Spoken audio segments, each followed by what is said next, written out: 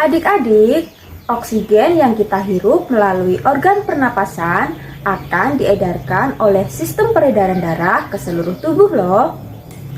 Lalu, komponen apa saja ya yang menyusun sistem peredaran darah kita?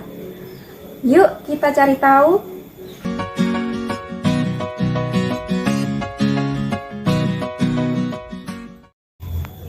Halo adik-adik, berjumpa lagi dengan Kak Tari. Adik-adik, oksigen dari udara yang kita hirup melalui organ pernapasan selanjutnya akan diedarkan ke seluruh tubuh loh.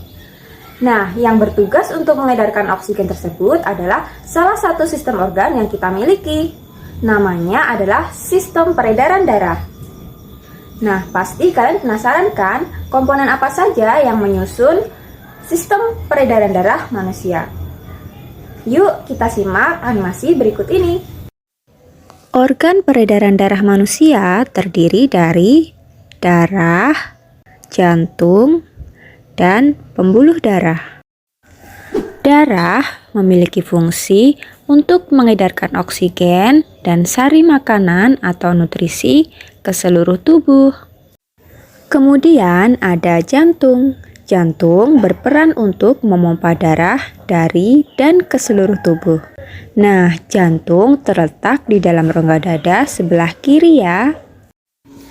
Jantung terdiri atas 4 ruang, yaitu serambi kanan, serambi kiri, bilik kanan, dan bilik kiri.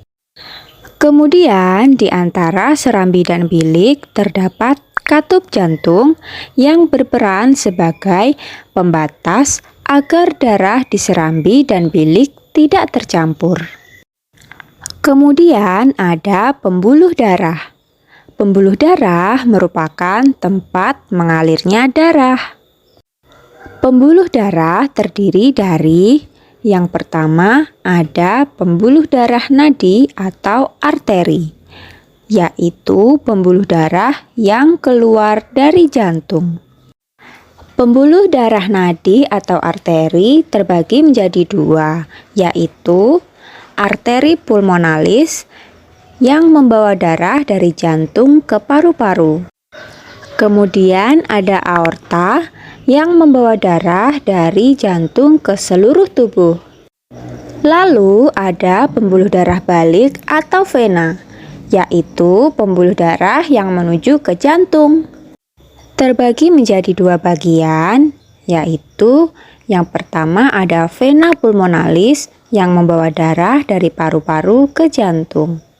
Kemudian ada vena cava yang terdiri dari vena cava inferior dan vena cava superior.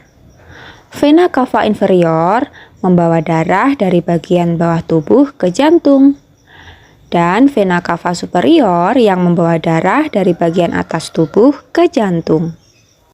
Selanjutnya ada pembuluh darah kapiler. Pembuluh darah kapiler merupakan pembuluh darah halus dan berdinding tipis yang digunakan sebagai jembatan antara arteri dan vena. Mengalirnya darah di dalam tubuh disebut sistem peredaran darah. Sistem peredaran darah dalam tubuh ada 2, yaitu peredaran darah kecil dan peredaran darah besar. Sistem peredaran darah kecil yaitu darah mengalir dari bilik kanan jantung menuju paru-paru melalui arteri pulmonalis. Kemudian dalam paru-paru terjadi pertukaran darah yang banyak mengandung karbon dioksida atau CO2 dengan darah yang banyak mengandung oksigen atau O2.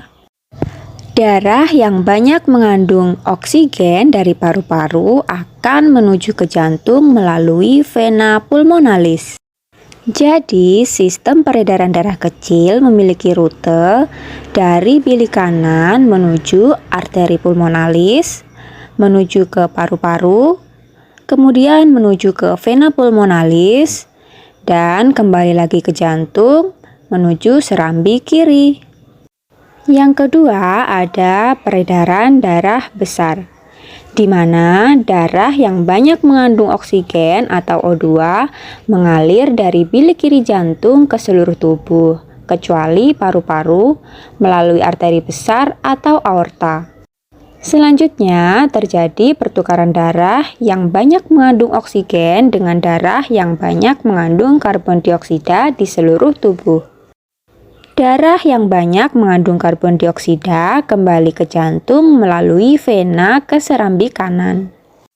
Jadi, peredaran darah besar memiliki rute bilik kiri, aorta, seluruh tubuh, vena yaitu vena cava, dan kembali ke jantung yaitu ke serambi kanan.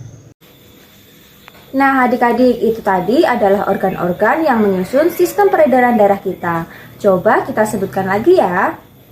Yang pertama ada darah. Darah berfungsi untuk mengedarkan oksigen dan sari makanan ke seluruh tubuh. Yang kedua ada jantung. Jantung berperan untuk memompa darah dari dan ke seluruh tubuh.